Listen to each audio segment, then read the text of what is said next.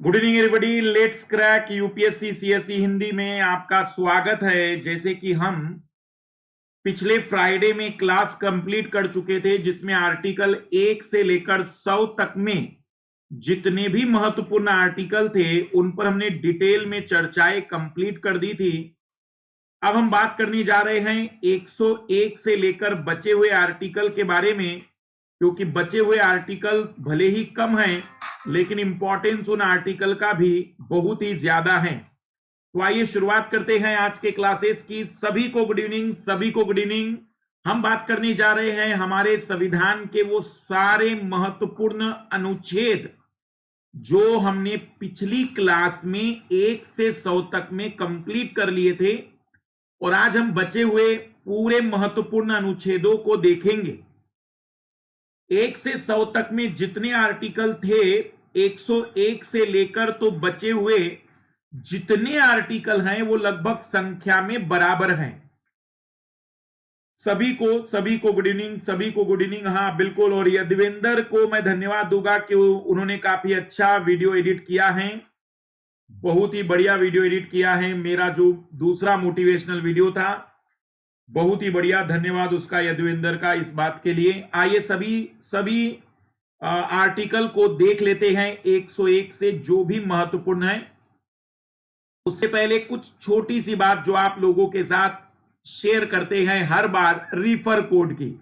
Refer code Unacademy पर subscription के लिए 10% डिस्काउंट का कोड है। हमारा वो रिफर कोड एमके लाइव है, और एमके लाइव क्यों उपयोग करिए आप लोग, उसका सिंपल सा कारण है, ऑल सब्जेक्ट वन एजुकेटर। और ये अब बताने की बात नहीं है, क्योंकि आप लोगों ने हमारे जीएस पेपर 1 की क्लास देखी है, जीएस पेपर 2 की क्लास देखी है, जीएस पेपर 3 की क्लास देख चुके हैं। जीएस पेपर 4 और निबंध पर बहुत जल्द ही हमारी क्लासेस आएगी। 5 ऑप्शनल सब्जेक्ट लेकर हम आने वाले हैं, क्योंकि हमारा केवल एक लक्ष्य है, यूपीएससी सिविल सर्विस एग्जाम में हिंदी मीडियम में फर्स्ट रैंक लाना। एक ही सपना, यूपीएससी टॉपर हो अपना। ये हमारा टाइम टेबल है। सोमवार से इस टाइम टेबल के अकॉर्डिंग कक्षाएं होगी, सोमवार से इसी टाइम टेबल के अकॉर्डिंग क्लासेस होगी, तो आप लोग तैयार रहिएगा। सोमवार से सारी क्लासेस रेगुलर होगी।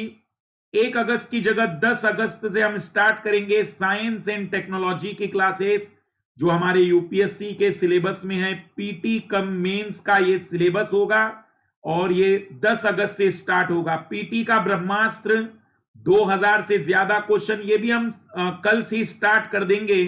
कल से पीटी के ब्रह्मास्त्र की क्लासेस स्टार्ट होगी। Current affair weekly complete current affair, जिसमें the Hindu, Lok Sabha, Rajya Sabha, Akashvani, Indian Express, Live Mint, BBC, Down to Earth, Times of India, PIB, website of various ministry, एक ही क्लास में सारे सप्ताह का करंट अफेयर। जिन लाल लालियों को करंट अफेयर बोझिल लग रहा है, जिन लाल लालियों को प्रतिदिन के करंट अफेयर को पूरा करने में ज्यादा टाइम लग रहा है, उनके लिए सबसे बेहतरीन विकल्प है कि आप केवल और केवल साप्ताहिक करंट अफेयर पर फोकस करिए। अनअकैडमी आइकॉनिक सब्सक्रिप्शन आपके लिए एक नया और बेहतरीन विकल्प बन रहा है, विशेषकर उन विद्यार्थियों के लिए जिन्हें व्यक्तिगत मार्गदर्शन की जरूरत है। Personal coach, daily mains question answer practice, study planner और पर्सनलाइज फीडबैक। ये अभी कोई भी दिक्कत यदि एडमिशन से आता है जुड़ा हुआ, तो आप इस नंबर पर संपर्क करिए। हमारी डाउट क्लियरिंग टीम 2 दिनों से कुछ कारणों से व्यस्त थी, तो कई लाल लालियों के मैसेज और कॉल को अटेंड नहीं कर पाई थी। प्रिय विद्यार्थियों, लॉकडाउन और अन्य तकनीकी कारणों की वजह से डाउट क्लियरिंग टीम कुछ दिनों से कई अभ्यर्थियों के कॉल और मैसेज लेने में अक्षम हो रही थी, जिसके लिए हम आप सभी से क्षमा प्रार्थी हैं, किंतु अब इस समस्या का समाधान हो चुका है। अतः प्रत्येक अभ्यर्थी के अध्ययन संबंधित सभी प्रकार की क्वेरीज, हमारी एडमिशन विंग, काउंसलिंग विंग भी उपस्थित है। आप काउंसलिंग विंग पर भी बातचीत कर सकते हैं, और आप डाउट क्लियरिंग टीम से भी बातचीत कर सकते हैं। आइए शुरुआत कर रहे हैं आज के क्लासेस की। आपदा प्रबंधन, सचिन हजारी लगातार कमेंट्स कर रहे हैं। ठीक है, आपदा प्रबंधन पर हम कर देंगे क्लासेस सचिन, पर आइए पहले क्लासेस की शुरुआत करते हैं। आर्टिकल 105, 105 आर्टिकल हैं, संसद के सदस्यों के विशेषाधिकार संबंध में प्रावधान करता है। विशेष अधिकार का मतलब होता है कि जो संसद का सदस्य होगा उसे आम नागरिकों की तुलना में कुछ अलग अधिकार मिलते हैं। जैसे संसद में उसकी बोली गई बातों पर किसी भी प्रकार से किसी भी कोर्ट में कोई भी केस दर्ज नहीं होगा, सदन में उसे गिरफ्तार नहीं किया जाएगा, और सदन में जब वह उपस्थित है या सदन में वह किसी भी प्रकार की कार्रवाई में शामिल हैं तो उसे कुछ दिनों की रियायत भी दी जाती है। तो आर्टिकल 105 सदन के सदस्यों के विशेष अधिकार के संबंध में प्रावधान करता है। संसदों के सदन में विचार अभिव्यक्ति की स्वतंत्रता होगी, उन्हें सदन में गिरफ्तार नहीं किया जाएगा। 105 के तहत ये विशेष अधिकार दिए गए हैं। 106 है संसद के सदस्यों के वेतन और भत्तों से जुड़ा हुआ। संसद के सदस्यों का वेतन और उनको क्या क्या अलाउंसेस मिलेंगे वो 106 में एक्सप्लेन किया गया है। जहां मुझे कुछ महत्वपूर्ण लगेगा मैं उसे याद रखने की ट्रिक्स आपको दूंगा। 107 में दिया गया है कि धन विधेयक के अलावा अन्य सभी विधेयक संसद के किसी भी सदन में प्रस्तुत किए जा सकते हैं। संसद में लंबित विधेयक सदनों के सत्रावसन के कारण समाप्त नहीं होंगे। इसका मतलब यह हुआ कि अगर सत्रावसन का मतलब होता है जो संसद के सत्र होते हैं, मानसून सत्र, शीतकालीन सत्र, बजट सत्र, तो सत्र के खत्म होने से कोई विधेयक समाप्त नहीं होता। हाँ, यदि लोकसभा का विघटन हो जाए तो फिर जो विधेयक है वो विघटित हो जाएंगे। तो 107 धन विधेयक के अलावा अन्य सभी विधेयक के किसी भी सदन में प्रस्तुत किए जा सकते हैं। साथ ही 107 बताता है कि लोकसभा द्वारा पारित विधेयक किंतु राज्यसभा में लंबित विधेयक लोकसभा के विघटित होने से समाप्त हो जाएगा, अन्य कोई विधेयक लोकसभा के विघटित होने पर समाप्त नहीं होगा। लोकसभा द्वारा पारित विधेयक किंतु राज्यसभा में लंबित विधेयक लोकसभा के विघटित होने से समाप्त हो जाएंगे। क्यों? क्योंकि लोकसभा ही विघटित हो गई, जिसमें उसे पारित क्या वो रहे ही नहीं अब। पर कोई भी अन्य विधेयक लोकसभा के विघटित होने पर समाप्त नहीं होगा। हमारे एक लाल का सवाल है दीपमाला मिश्रा का कि हवलदार से आईएएस तक का मतलब क्या है। तो उसका केवल एक ही मतलब है कि ये जो क्लास हो रही है ये सभी के लिए जरूरी है। मेरे हिसाब से भारत का प्रत्येक विद्यार्थी, प्रत्येक नागरिक यदि वो भारत में रहता है तो उसे भारत के संविधान के बारे में जानकारी होनी चाहिए, और ऐसी जानकारी किसी भी विद्यार्थी, किसी भी स्तर की परीक्षा तैयारी करने वाले विद्यार्थी के लिए काफी उपयोगी होती है। जैसे कि हमने आपको दिया था भूगोल का एक क्लास जिसमें भारत के बारे में बेसिक जानकारी दी थी। कुछ वैसी बातचीत यहां पर भी है, कुछ वैसी बातचीत यहां पर भी है कि 107 ये जो आर्टिकल हम क्लासेस ले रहे हैं ये सभी के लिए बहुत जरूरी है। 105 के तहत उन्हें विशेष अधिकार है, 106 के तहत उनके भत्ते हैं, 107 के तहत विधेयक खत्म नहीं होगा सत्रावसन के कारण। लोकसभा के विघटित होने पर केवल वही विधेयक विघटित होंगे, समाप्त होंगे जो राज्यसभा में लंबित है और लोकसभा से पारित हो चुके थे। आर्टिकल 108, 108 आपको पता होगा हमारे देश में 108 का बहुत महत्व है। हमारे देश में श्री श्री 108, 1008 ऐसा नाम दिया जाता है। तो 108 से याद रखना संयुक्त बैठक, संयुक्त बैठक अपने आप में बहुत महत्वपूर्ण है संविधान में, और इसीलिए शायद संविधान निर्माताओं ने इसे 108 नाम दिया होगा। सदन के दोनों सदनों में साधारण विधेयक पर गतिरोध होने की स्थिति में संयुक्त बैठक का प्रावधान राष्ट्रपति ही संयुक्त बैठक बुला सकता है। संयुक्त बैठक की अध्यक्षता लोकसभा का अध्यक्ष करेगा और संयुक्त बैठक में विधेयक साधारण बहुमत से पारित होगा। साधारण बहुमत का मतलब होता है जितने लोग उपस्थित है 50% प्लस 1। विशेष बहुमत का मतलब 2/3। विशेष बहुमत प्लस 50% राज्य, इस पर भी हम चर्चाएं कर चुके हैं। तो 108 का अपने आप में एक यूनिक महत्व है। इस कारण से मुझे लगता है कि आपको आसानी से याद हो जाएगा। अभिषेक, मैंने पिछली क्लास में बता दिया था कि धारा और अनुच्छेद में अंतर क्या है। संविधान में जो कानून है उन्हें अनुच्छेदों के रूप में बताया जाता है और बाकी सामान्य कानूनों को हम धारा के रूप में समझाते हैं। फिर है अगली बात, धन विधेयक केवल लोकसभा में ही प्रस्तुत किया जाएगा। 109 बताता है कि धन विधेयक केवल लोकसभा में प्रस्तुत किया जा सकता है। राज्यसभा धन विधेयक को केवल 14 दिन के लिए रोक सकती है। धन विधेयक का निर्धारण लोकसभा अध्यक्ष द्वारा किया जाएगा। लोकसभा धन विधेयक के संबंध में राज्यसभा की सिफारिश को मानने के लिए बाध्य नहीं है। तो 109 जो है वो धन विधेयक के बारे में है, वो मनी बिल के बारे में है, वो धन के बारे में जुड़ा हुआ मुद्दा है। लेकिन धन विधेयक क्या है, ये परिभाषा 110 में दी गई है।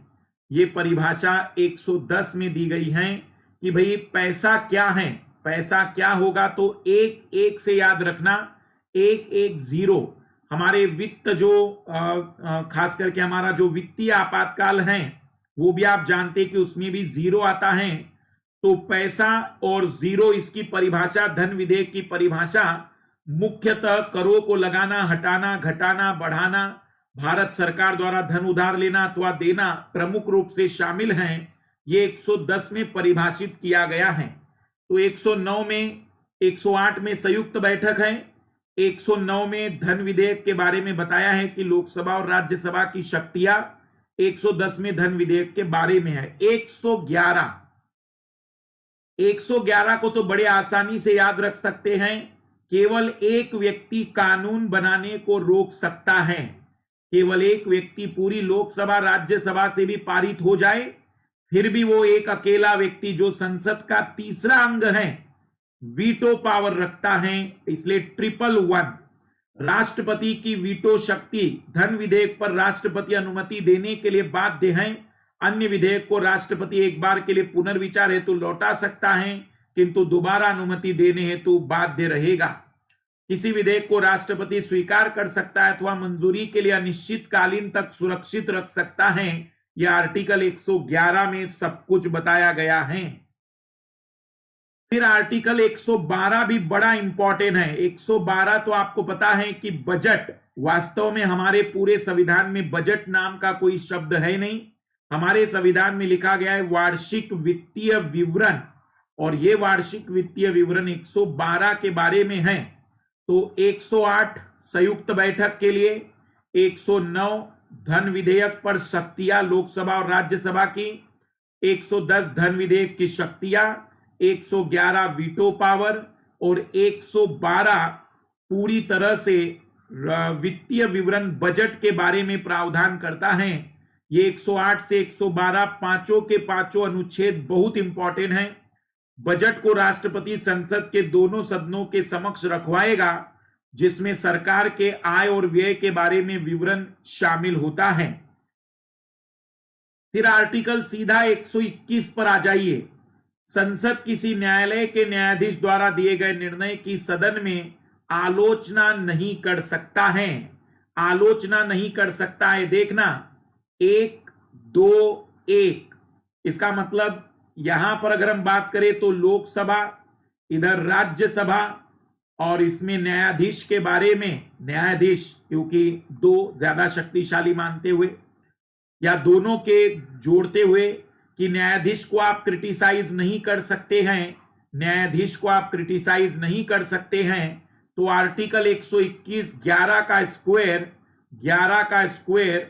121 ये बताता है कि लोकसभा और राज्यसभा मतलब संसद किसी न्यायाधीश के निर्णय की आलोचना संसद में नहीं करेगा।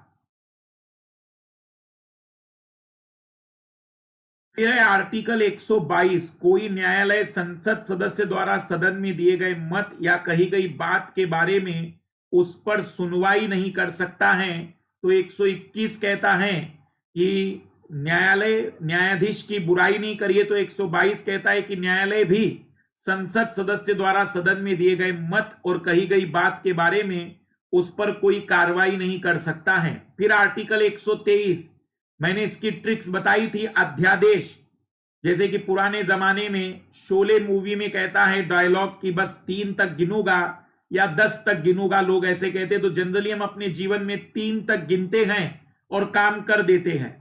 तो वैसे ही राष्ट्रपति 1, 2, 3 और बना दिया कानून।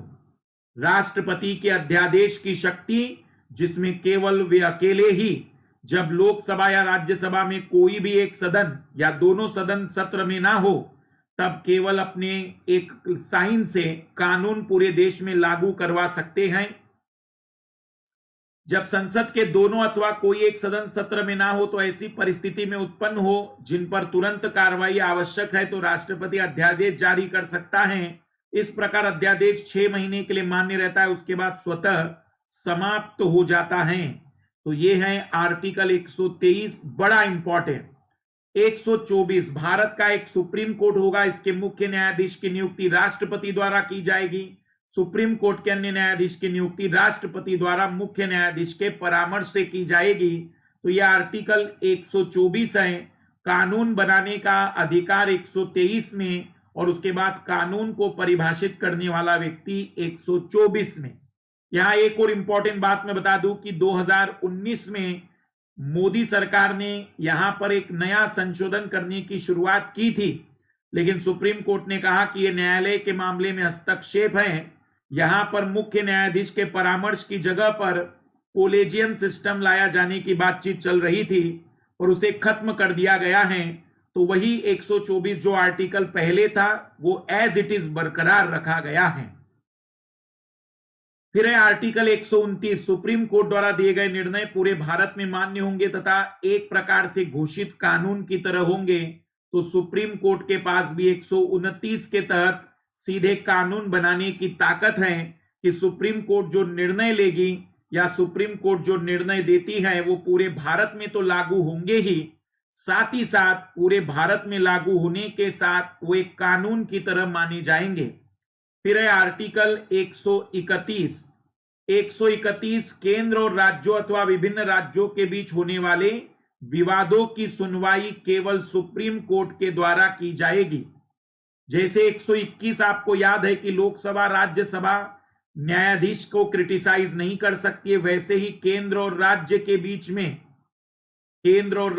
बीच में जो सारे निर्णय लेगा वो हमारी सर्वोच्च न्यायालय, तीसरे नंबर की न्यायालय सुप्रीम कोर्ट, सर्वोच्च न्यायालय, क्योंकि जिला सत्र न्यायालय, हाई कोर्ट और फिर सुप्रीम कोर्ट। तो हमारे देश में न्यायालयों के 3 लेयर हैं, तो उसे आप याद रख सकते हैं, इसी बेसिस पर आप उसे याद रख सकते हैं।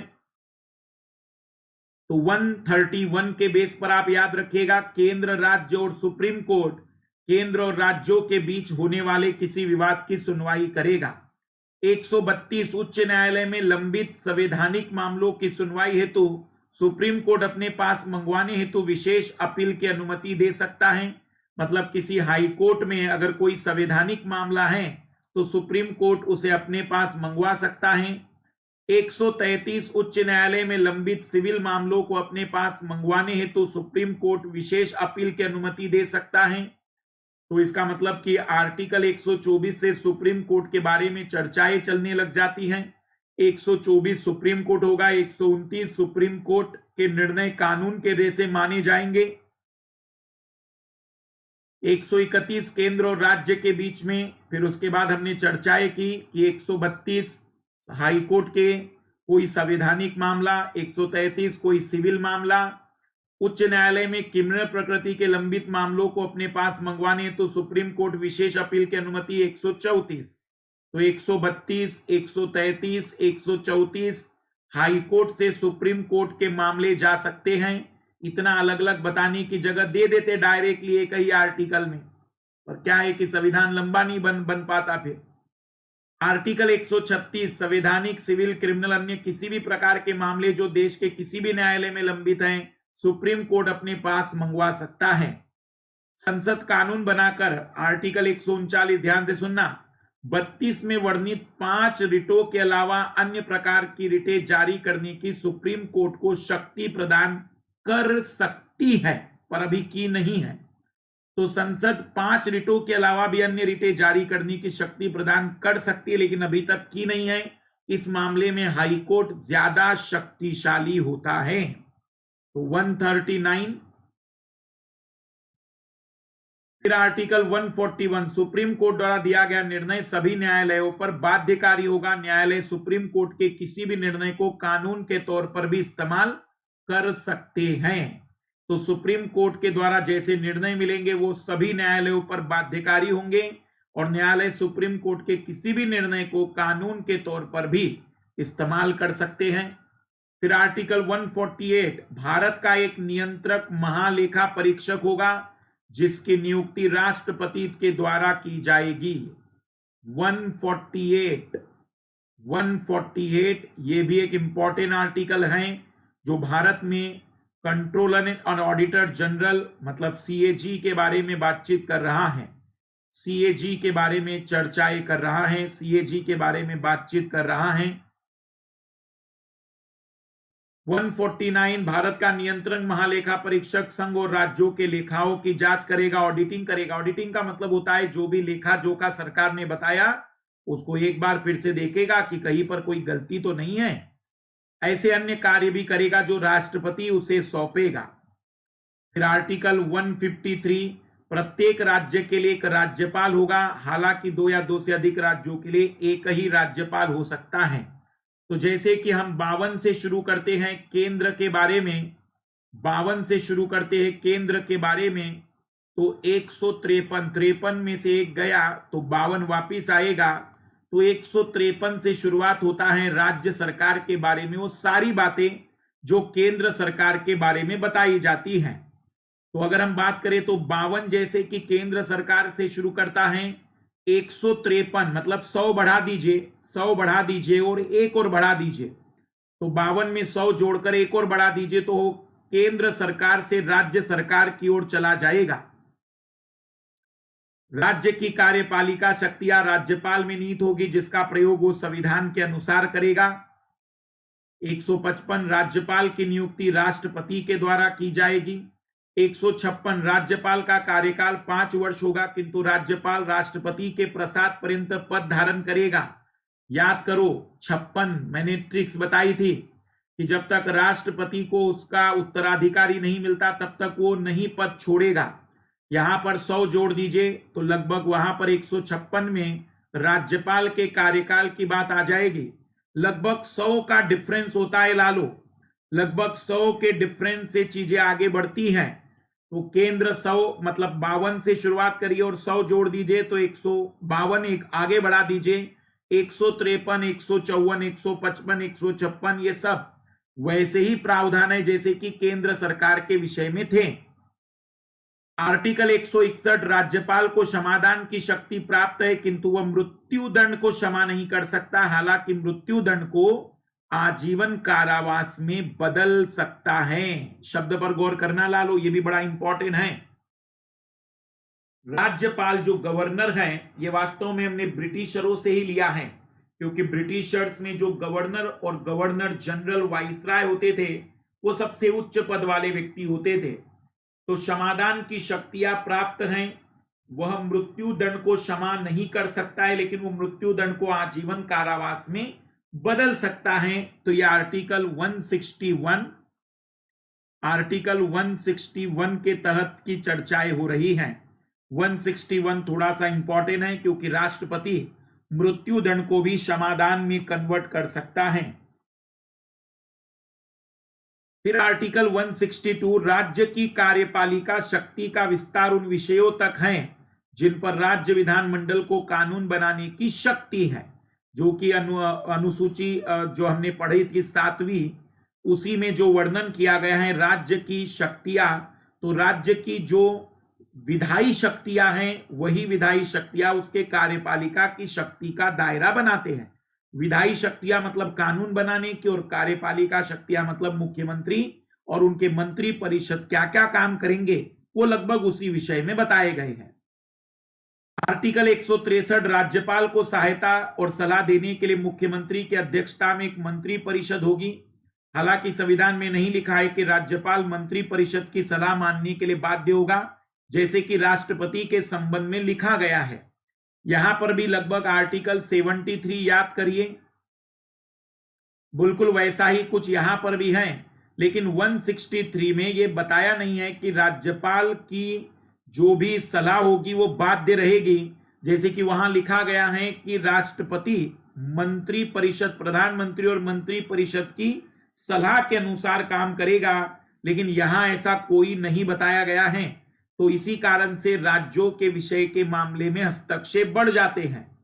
फिर आर्टिकल 164 राज्यपाल मुख्यमंत्री की सलाह पर मंत्रियों की नियुक्ति करेगा। मंत्री राज्यपाल के प्रसाद पर्यंत अपना पद धारण करेंगे।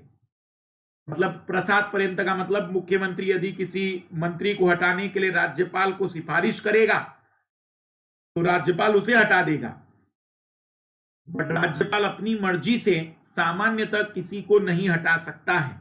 प्रत्येक राज्य सरकार के लिए एक महाधिवक्ता होगा, राज्य सरकार को कानूनी मामलों पर सलाह देगा। महाधिवक्ता की नियुक्ति राज्यपाल करेगा, वह उसके प्रसाद पर्यंत अपना पद धारण करता है। जैसे कि हमारे देश में जरा याद करिए, केंद्र सरकार के पास भी ऐसा ही वकील होता है जो केंद्र सरकार की पैरवी करता है किसी भी कोर्ट में किसी भी कानूनी सलाह के लिए। वैसे ही राज्य सरकारों के पास भी महाधिवक्ता होता है, मतलब ये राज्य सरकार का वकील है, एक तरीके से किसी भी जगह पर राज्य सरकार की पैरवी करेगा। आर्टिकल 168 प्रत्येक राज्य के लिए एक विधानमंडल होगा, किंतु राज्य विधानसभा के अनुरोध पर संसद दूसरे सदन अर्थात विधान परिषद का गठन कर सकती है। 168 में यह बताया गया है कि यदि वो चाहे तो दूसरा सदन भी बना सकता है। तो राज्य का दूसरा सदन बनेगा या नहीं बनेगा, यह विधानमंडल के द्वारा तय होगा। विधानसभाओं के सदस्यों का निर्वाचन जनता द्वारा प्रत्यक्ष रूप से वयस्क मताधिकार के आधार पर किया जाएगा। 170 के अनुसार बताया गया है कि ये जो एमएलए हैं, एमएलए का सीधा चुनाव होगा और सीधा चुनाव में उस क्षेत्र के नागरिक पार्टिसिपेट करेंगे। तो जैसे एमपी के चुनाव की बात बताई गई, वैसे एमएलए के चुनाव की बातचीत है। अनुच्छेद 171 विधान परिषदों की संख्या विधानसभा के कुल सदस्यों के 1/3 से अधिक नहीं होगी। इसका मतलब मान लीजिए कि विधानसभा में 300 लोग हैं, तो विधान परिषद में आप 100 लोगों से ज्यादा लोग नहीं रख सकते हैं। विधान परिषद ये राज्य का दूसरा सदन है, सभी राज्यों में नहीं होगा। कुछ राज्य जिन्हें आवश्यकता या जिन्हें लगता है, उनकी विधानसभा को लगता है, वो लाएंगे। राज्य विधान परिषद के सदस्यों का निर्वाचन कैसे किया जाए, इस संबंध में संसद कानून बनाकर प्रावधान कर सकती है। 172 में राज्य विधानसभा का कार्यकाल 5 वर्ष का होगा, किंतु राज्यपाल द्वारा उसे समय भंग किया जा सकता है। राज्य विधान परिषद का विघटन नहीं होगा। विधान परिषद राज्यसभा जैसी स्थायी होगी, किंतु उसके 1/3 सदस्य प्रत्येक 2 वर्ष के बाद सेवा मुक्त हो जाएंगे। 174 राज्यपाल विधानमंडल का सत्रावसन कर सकता है, राज्य विधानसभा का विघटन कर सकता है, किंतु किसी सदन का स्थगन पीठासीन अधिकारी द्वारा किया जाएगा। तीनों शब्द फिर बता दे रहा हूं। सदन का स्थगन मतलब 1 घंटे 2 घंटे 2 दिन 4 दिन के लिए बैठक को रोक देना, वो पीठासीन अधिकारी विधानसभा का अध्यक्ष करेगा। सत्रावसन का मतलब मानसून सत्र, शीतकालीन सत्र, बजट सत्र या फिर कोई विशेष सत्र, उसे समाप्त करना यह राज्यपाल करता है। विधानसभा का विघटन, विधानसभा को खत्म करना, भंग करना, यह भी राज्यपाल ही करेगा। तो पीठासीन अधिकारी विधानसभा का जो अध्यक्ष है वो केवल स्थगन कर सकता है कि भाई कुछ घंटों के लिए अब विधानसभा नहीं चलेगी। आर्टिकल 178 विधानसभा के अध्यक्ष और उपाध्यक्ष के बारे में प्रावधान करता है, जो कि सदन से ही चुने जाएंगे।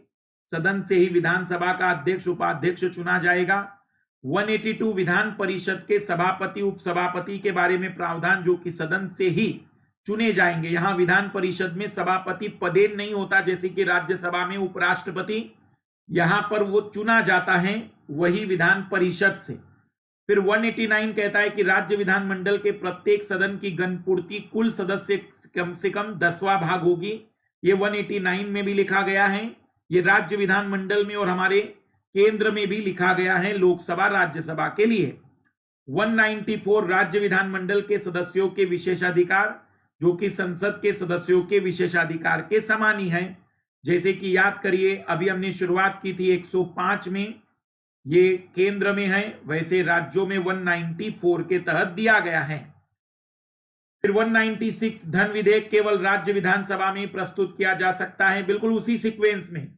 फिर वहां पर भी 105 के बाद उनके विशेष अधिकार और फिर धन विधेयक पर बातचीत हुई थी। यहां पर भी 196 के तहत विधेयक किसी भी सदन में पेश किए जा सकते। राज्य विधानसभा को ही कानून बनाने की शक्ति, राज्य विधान परिषद को केवल परामर्श देने की शक्ति, जिसे मानने के लिए विधानसभा बाध्य नहीं है, आर्टिकल 196 में है।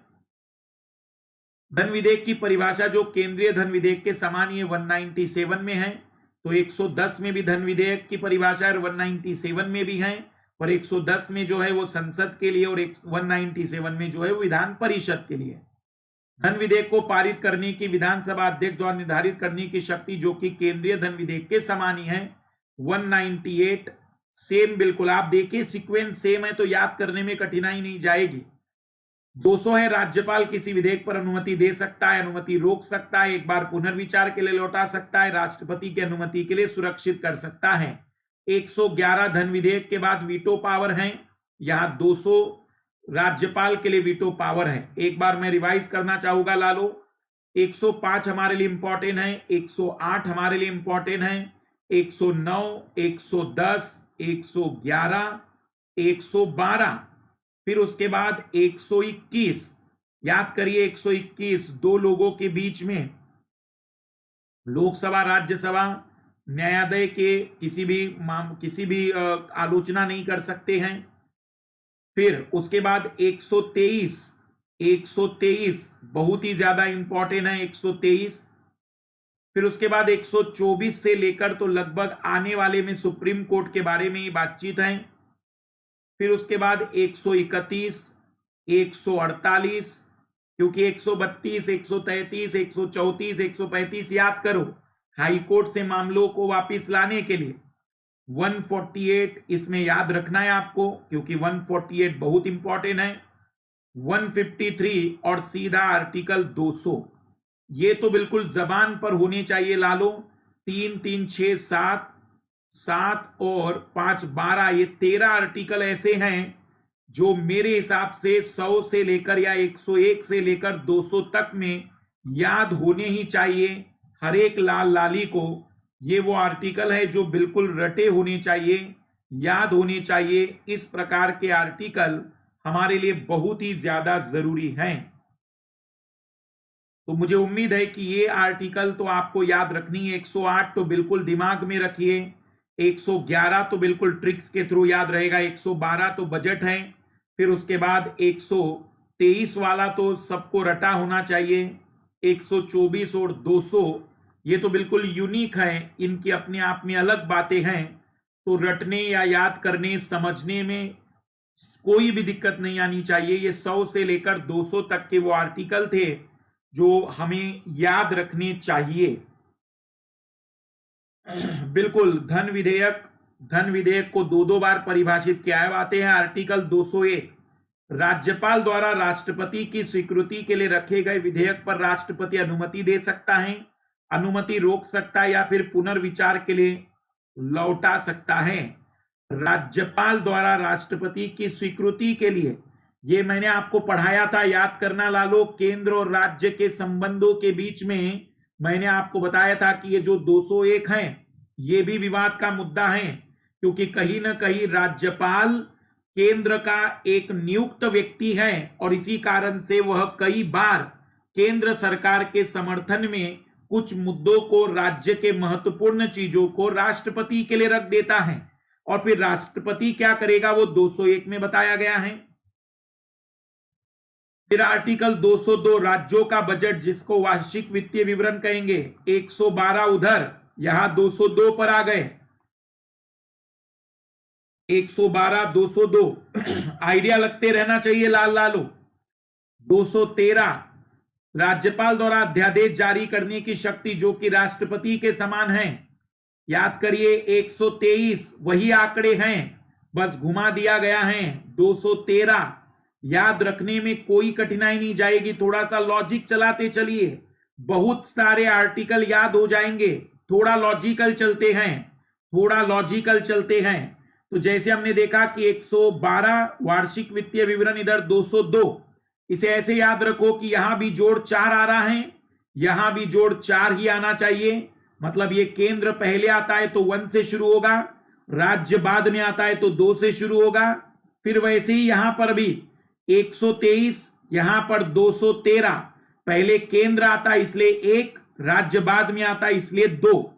तो वो थोड़ा सा आगे जाएगा, आसानी से आप चीजों को याद कर पाएंगे।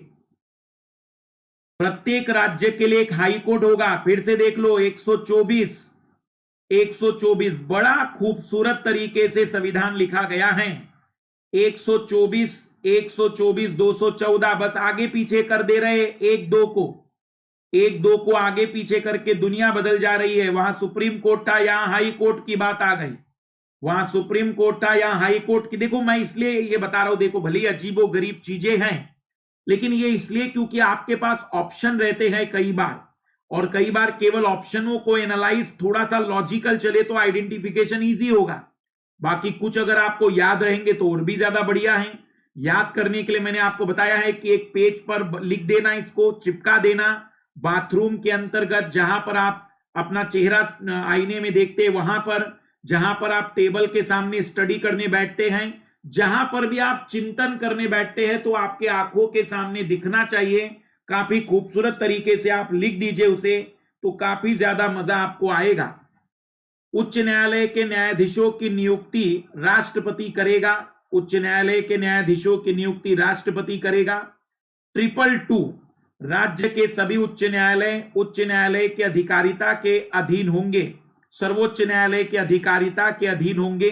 राज्य के सभी न्यायालय उच्च न्यायालय के अधिकारिता के अधीन होंगे, सॉरी, मतलब राज्य में जितने भी सत्र न्यायालय हैं वो सभी अंडर में होंगे दूसरे के। याद रखने की ट्रिक्स, हमारे देश में सत्र न्यायालय हैं, फिर हाई कोर्ट है और फिर सुप्रीम कोर्ट है, तो ये टॉप का है, तो ये सेकंड नंबर पर आता है।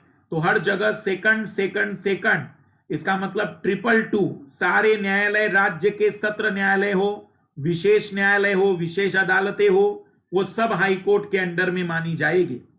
आर्टिकल 226 मूल अधिकारों के उल्लंघन अन्य मामलों पर रिट जारी करने की उच्च न्यायालय की शक्ति।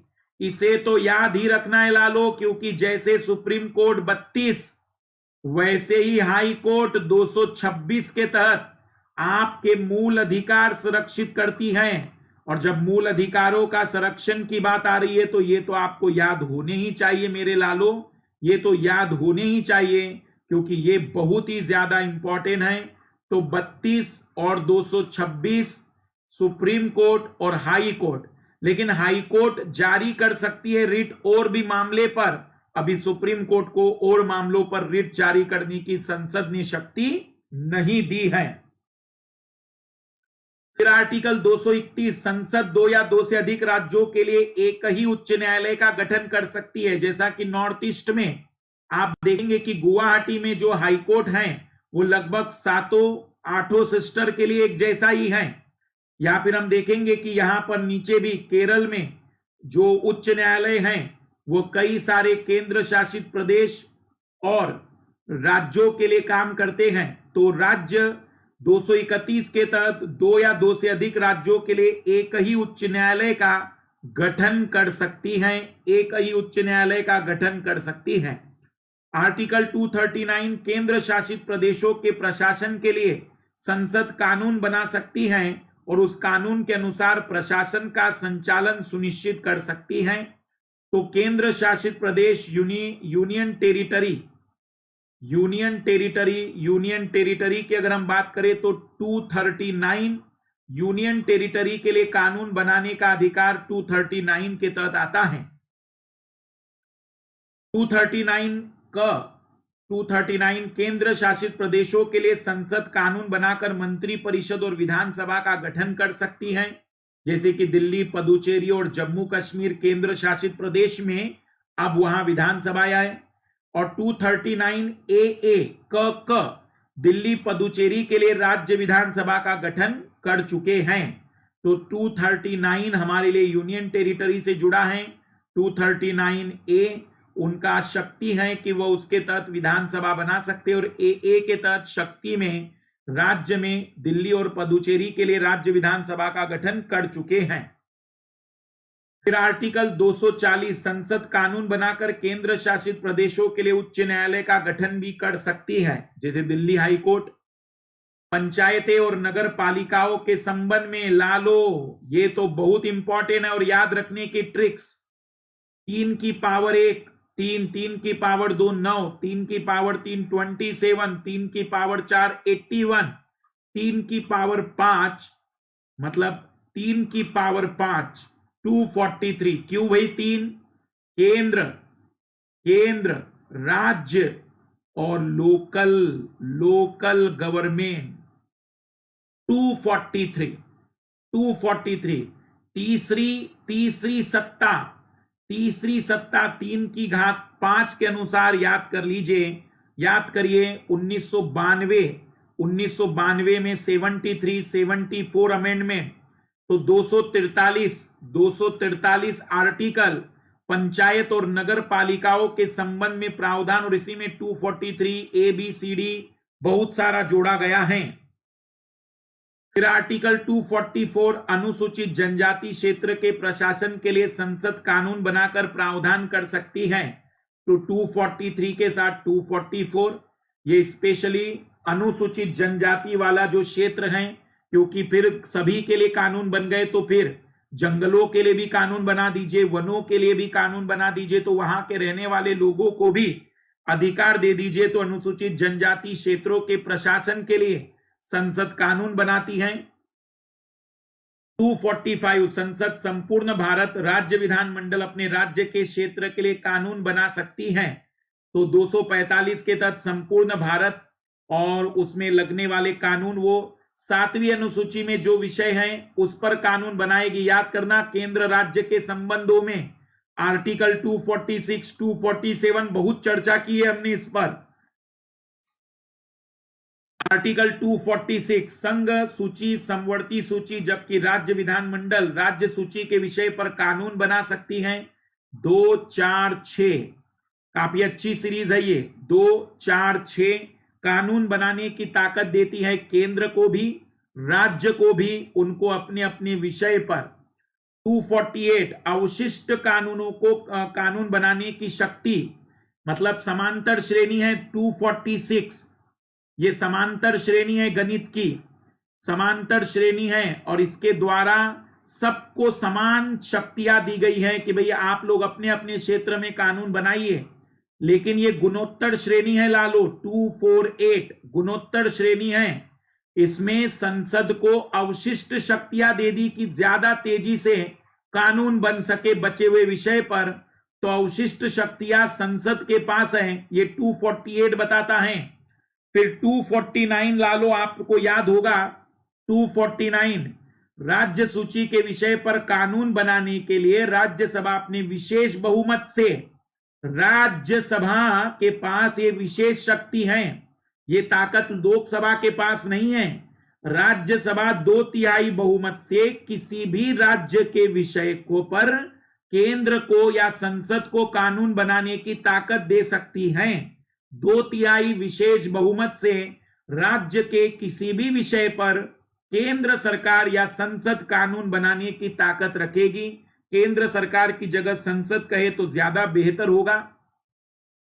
आर्टिकल 250 संवैधानिक आपातकाल में संसद राज्य सूची के विषय पर कानून बना सकती है। 250 याद करना लालो, इस पर भी केंद्र राज्य संबंधों में विवाद आ जाता है। जैसे कि आर्टिकल 365, 356 लगा हो, तब संवैधानिक आपातकाल में संसद राज्य सूची के विषय पर कानून बना सकती है। वो 352 का मामला हो या 356 का, तब संसद को ताकत है कि वह राज्य के विषय पर भी कानून बनाएं, ये 250 में लिखा हुआ है, 250 में लिखा हुआ है, 252 दो या दो से अधिक राज्यों द्वारा अनुरोध किए जाने पर संसद राज्य सूची के विषय पर उन राज्यों के लिए कानून बना सकती है।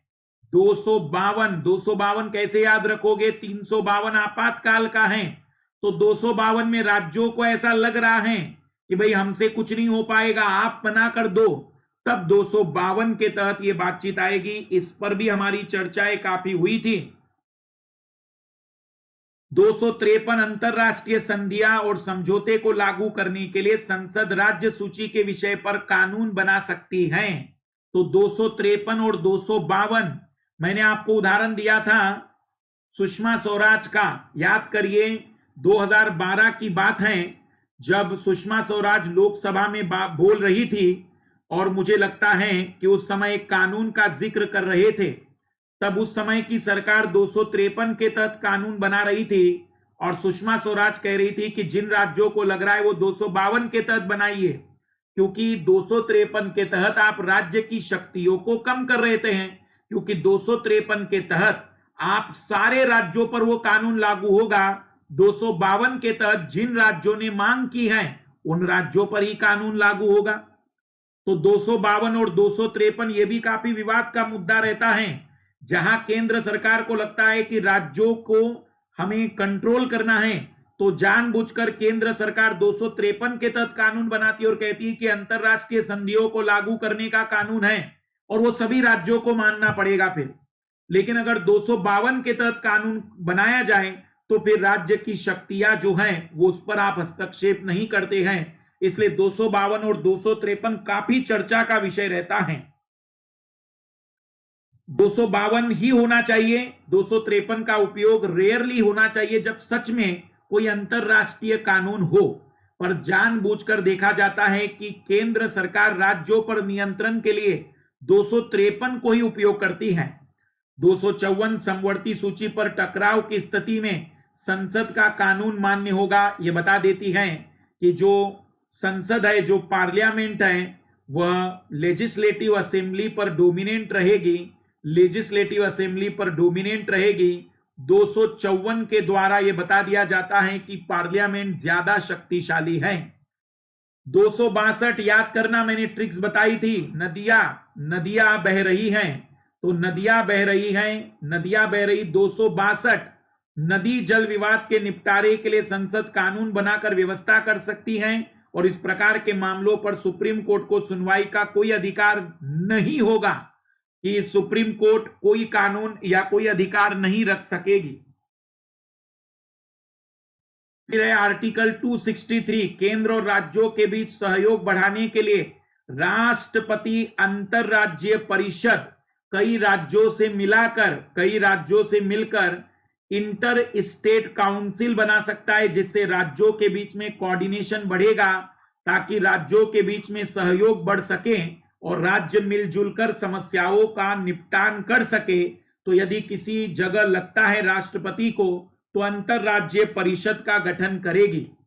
फिर आर्टिकल 265, संसद कानून बनाकर ही किसी प्रकार का कोई कर लगा सकती है। 265 में बिना कानून के कोई कर नहीं लगाया जा सकता, बिना कानून के, वो भी राष्ट्रपति की पूर्वानुमति से ही धन विधेयक पेश किया जाएगा, कर लगाने वाला विधेयक पेश किया जाएगा, तो संसद कानून बनाकर ही टैक्स लगाएगी।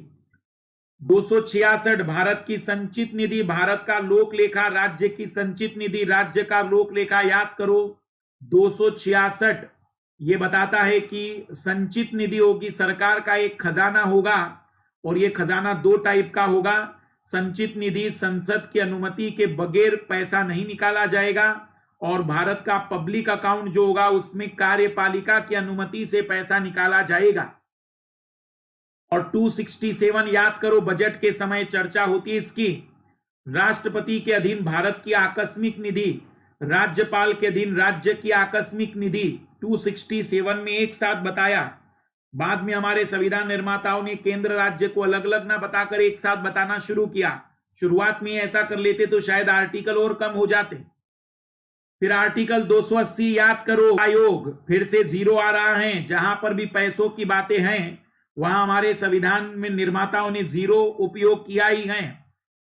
आर्टिकल 280 वित्त आयोग का गठन, जो केंद्र और राज्य में राजस्व के बंटवारे पर बातचीत करता है। फिर 300 याद करो, संपत्ति टैक्स जो आर्टिकल 31 में था वो 300A में लेकर चले गए। संपत्ति का अधिकार किसी व्यक्ति को कानून बनाकर ही उसकी संपत्ति से वंचित किया जा सकता है। तो इस पूरे 201 से लेकर अगर हम चर्चाएं करें तो इसमें भी बहुत सारे आर्टिकल, बहुत सारे जो अनुच्छेद हैं वो बहुत ही इंपॉर्टेंट हैं, वो बहुत ही ज्यादा महत्वपूर्ण हैं। तो याद रखिएगा, उसमें आप 262 की बात करिए, 280 की बात करिए, 301 की बात करिए, ये वो सारे आर्टिकल हैं जो बिल्कुल लाल लाली को याद होनी चाहिए। फिर 213 जैसे कि हमने देखा था, 123 होता है। फिर जैसे हमने 111 की बातचीत की थी, वीटो पावर है, कुछ वैसी बातचीत यहां पर भी दी गई है। फिर जैसे 202 में बातचीत की गई है, कुछ वैसी बातचीत हमारे 112 में भी की गई है। तो थोड़ा कंपैरिजन करते हुए चलोगे तो शायद आसानी जाएगी चीजों को याद करने में, आसानी जाएगी चीजों को याद करने में। अब आते हैं 301, समस्त भारत में व्यापार और वाणिज्य स्वतंत्र और निर्बाध रूप से होगा। मतलब पूरे भारत में व्यापार की स्वतंत्रता 301 में दी गई है। 301 कहता है कि पूरे भारत में व्यापार किया जा सकता है भारत के नागरिक के द्वारा। फिर आर्टिकल 309, संघ लोक सेवा आयोग और राज्य लोक सेवा आयोग के गठन का प्रावधान। मेरे लाल इसे याद रखेंगे क्योंकि यूपीएससी और पीसीएस या पीएससी, पब्लिक जो स्टेट कमीशन है, उनकी हम बात कर रहे हैं, स्टेट पब्लिक कमीशन की हम बात कर रहे हैं। 309 आप जो तैयारी कर रहे हैं वो 309 के लिए तैयारी कर रहे हैं, याद रखिएगा, 3 और 3 के स्क्वायर के लिए तैयारी कर रहे हैं। 312 राज्यसभा अपने विशेष बहुमत से, ये तो सबको लाल लालों को याद होगा। जैसे मैंने बताया था 249 राज्यसभा की विशेष शक्ति है, वैसे ही 312 राज्यसभा की विशेष शक्ति है। ये लोकसभा के पास नहीं है। किसे अखिल भारतीय सेवा बनानी है ये राज्यसभा ही तय करेगी। तो कोई भी सर्विस ऑल इंडिया सर्विस होगी या नहीं, ये 312 के द्वारा तय होगा। 312 के द्वारा तय होगा ऑल इंडिया सर्विसेज। 324 निर्वाचन आयोग के गठन का प्रावधान। संसद और राज्य विधानमंडल सहित राष्ट्रपति, उपराष्ट्रपति आदि के निर्वाचन करवाने की जिम्मेदारी भारत के इलेक्शन कमीशन के पास होगी। 324 के तहत भारत का एक राष्ट्रीय निर्वाचन आयोग होगा। राज्य निर्वाचन आयोग पंचायत और स्थानीय निर्वाचन के मामलों पर काम करता है, लेकिन हमारे भारत का जो निर्वाचन आयोग है वो संसद और राज्य विधानमंडल सहित राष्ट्रपति, उपराष्ट्रपति सबके निर्वाचन में भूमिका निभाएगा। 324। 325 किसी व्यक्ति को धर्म, जाति, लिंग, जन्म स्थान, भाषा आदि के आधार पर निर्वाचन सूची में शामिल करने हेतु वंचित नहीं किया जा सकता। 325 हमारे देश में लोकतंत्र की स्थापना के लिए बहुत जरूरी है, क्योंकि लोकतंत्र तभी होगा जब लोगों का पार्टिसिपेशन होगा, और पार्टिसिपेशन में कोई भेदभाव नहीं होगा। तो 325 के द्वारा सच्चा लोकतंत्र स्थापित होता है। तो 324, 325, 312, 309 आपको याद रखने हैं। 301 व्यापार की स्वतंत्रता, 309 यूपीएससी, 312 राज्यसभा के पास शक्ति ऑल इंडिया सर्विसेज, 324 निर्वाचन, 325 सच्चा लोकतंत्र, 326 लोकसभा राज्य विधानसभा के निर्वाचन वयस्क मताधिकार पर होगा। 330 अनुसूचित जाति और अनुसूचित जनजातियों के लिए लोकसभा, राज्यसभा, विधानसभा में सीटें। तो 330 के तहत आरक्षण किया गया है, आरक्षण की बात की गई है। एससी और एसटी के लिए लोकसभा में और विधानसभाओं में संसद में और राज्य विधानसभाओं में, संसद में विशेषकर लोकसभा में, क्योंकि लोकसभा का चुनाव होता है, लोकसभा और विधानसभाओं में। फिर आर्टिकल 338 राष्ट्रीय अनुसूचित जाति आयोग, मतलब अनुसूचित जाति आयोग जो है वो 338 के तहत उस मामले में किसी भी प्रकार का कोई मामला इस राष्ट्रीय स्तर पर आता है तो उसकी जांच और उनके अधिकारों के संरक्षण के लिए काम करने वाला कमीशन है। फिर राष्ट्रीय अनुसूचित जनजाति आयोग 338 क, अन्य पिछड़ा वर्ग आयोग 338 ख। तो जितने भी SC ST OBC हैं वो सभी 338 के तहत उन्हें कमीशन बनाकर अलग से संरक्षित किया गया है। फिर 343 हिंदी संघ की राजभाषा होगी, लिपि देवनागरी होगी, राजभाषा होगी, राष्ट्रभाषा नहीं है, राजभाषा है।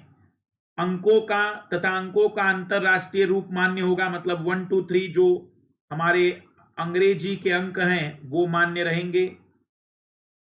ये वाला 4, ये वाला 5, ये वाला 6 यूज नहीं करेंगे। 343 7 का क्यूब, राजभाषा हिंदी के लिए बात करेंगे हम, तो हिंदी के संघ की राजभाषा होगी, लिपि देवनागरी होगी और अंक अंतरराष्ट्रीय रूप वाला स्वरूप मानेंगे। अब 350 भाषाई अल्पसंख्यकों को विशेष अधिकार के लिए 350। 352 तो आपको हमेशा पता होना चाहिए, राष्ट्रीय आपातकाल, युद्ध, सशस्त्र विद्रोह या बाहरी आक्रमण के आधार पर राष्ट्रीय आपातकाल।